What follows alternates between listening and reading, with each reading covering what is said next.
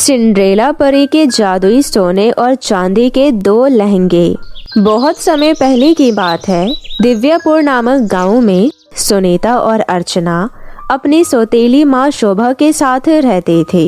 सुनीता और अर्चना की माँ उन्हें बचपन में ही छोड़कर स्वर्ग चली गई थी और उनके पिताजी विनोद शहर की एक कंपनी में काम करते थे। सुनीता और अर्चना की मां की मृत्यु होने के कारण विनोद को उन दोनों का ध्यान रखने में बहुत दिक्कतें आती थी। इसलिए सुनीता और अर्चना के पिताजी विनोद उन दोनों का ध्यान रखने के लिए शोभा नाम की एक औरत से शादी कर लेता है। शोभा की एक अपनी बेटी भी थी जिसका नाम महिमा था। शुरू में शोभा विनोद के सामने अर्चना और सुनीता से बहुत प्यार करती थी और उनका पूरा ध्यान रखती थी। परंतु विनोद के शहर चले जाने के बाद शोभा सुनीता और अर्चना से घर का सारा काम करवाने लगी और उन्हें कभी कभी भरपेट खाना भी नहीं देती थी। ऐसे ही समय बीत रहा था। एक दिन महिमा अपनी माँ शोभा से कहती है, माँ, मैं अपने दोस्तों के साथ पैसिफिक मॉल घूमने गई थी और वहाँ मुझे एक सुंदर सी ड्रेस पसंद आ गई है और वो ड्रेस कोई और व्यक्ति खरीदे उससे पहले मुझे खरीदनी है। ठीक है मेरी प्यारी बेटी, चलो तुम्हारे लिए वो ड्रेस अभी खरीद कर ले आते हैं, तभी तो मेरी बेटी दुनिया की सबसे खूबसूरत बेटी लगेगी। वैसे कितने की है तुम्हारी वो ड्रेस? माँ, ज्यादा नहीं, सिर्फ 8,000 रुपए की है।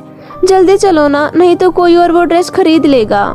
शोभा और महिमा मॉल के लिए निकल ही रही होती है कि तभी सुनीता शोभा से कहती है, माँ, मेरे सारे कपड़े पुराने और फट गए हैं, कृपया करके आप मेरे लिए सस्ते से कपड़े खरीद लेना। चुप कर बेवकूफ लड़की, अभी कुछ दिन पहले तो तेरे लिए बाजार से कपड़े खरीद कर लाई थी, इतने जल्दी फाड़ लिए तूने। अब तुझे वही फटे पुराने कपड़े पहनने होंगे और शाम को जब मैं आऊँ तो सारा खाना बना होना चाहिए, नहीं तो तेरी खैर नहीं, समझी? इतना कहकर शोभा अपनी बेटी महिमा के साथ मॉल में कपड़े खरीदने चली जाती है और सुनीता शाम के खाने के लिए बाजार से सब्जी खरीदने चली जाती है।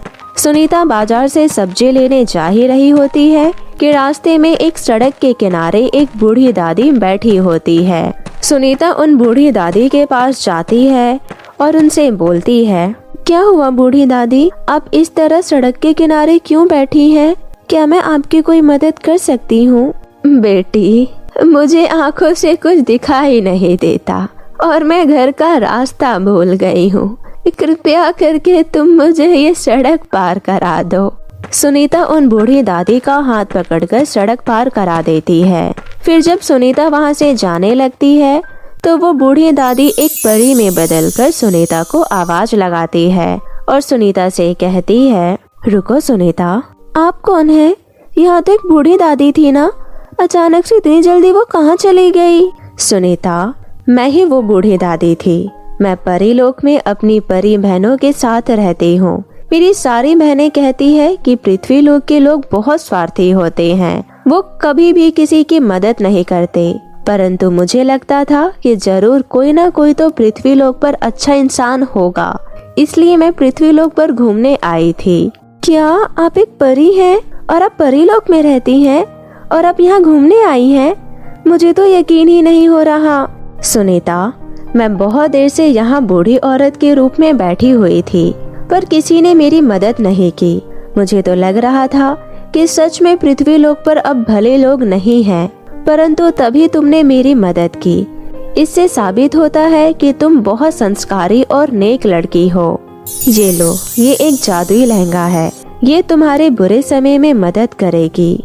परी जी, अगर आप बुरा ना माने तो मैं एक बात बोलूं? हाँ बोलो प्यारी बच्ची। मेरे घर में मेरी एक छोटी बहन भी है, क्या आप उसके लिए भी एक लहंगा दे सकती हैं? उसके कपड़े बहुत पुराने और फट गए हैं। हाँ क्यों नहीं, ये लो, ये दोनों जादुई लहंगे हैं। ये पहला लहंगा तुम्हें सोना चांदी और पैसा देगा, वहीं ये दूसरा लहंगा तुम्हारी सभी इच्छाएं पूरी करेगा और तुम्हें कोई भी कष्ट नहीं होने देगा। सुनीता परी से वो दोनों लहंगे लेकर घर आ जाती है और अर्चना को सारी बात बता देती है।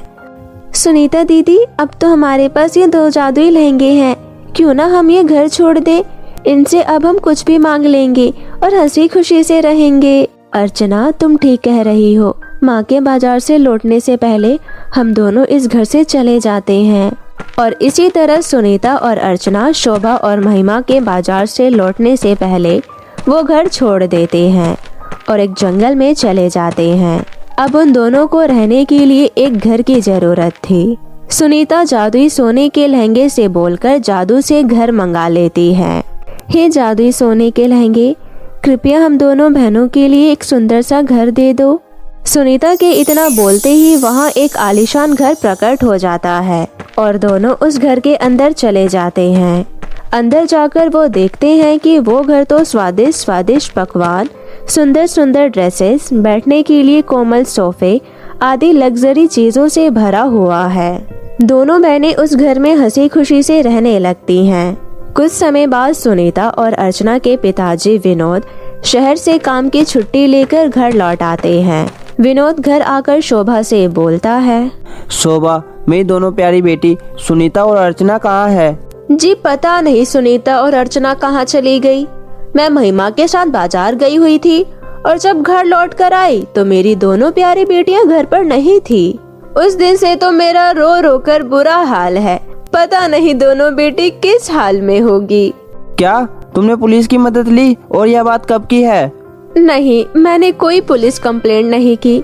उन्हें घर से गायब हुए पूरा 1 महीना हो चुका है।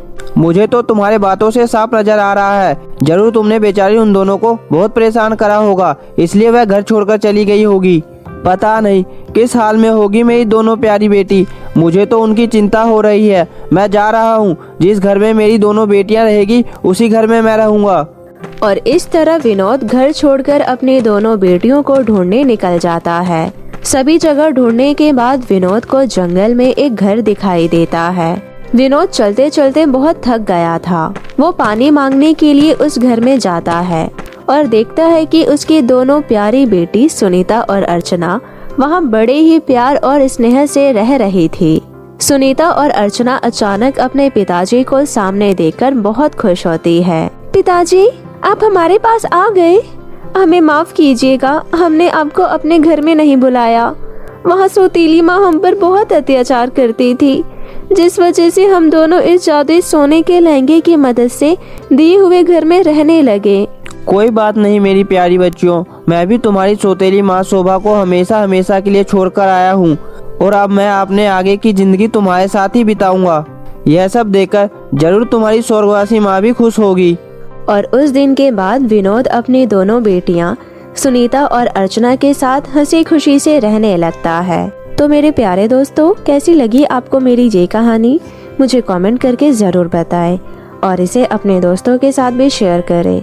और हाँ दोस्तों, अगर आपने अब तक मेरे चैनल को सब्सक्राइब नहीं किया है तो जल्दी से नीचे लाल बटन दबाकर अभी कर ले।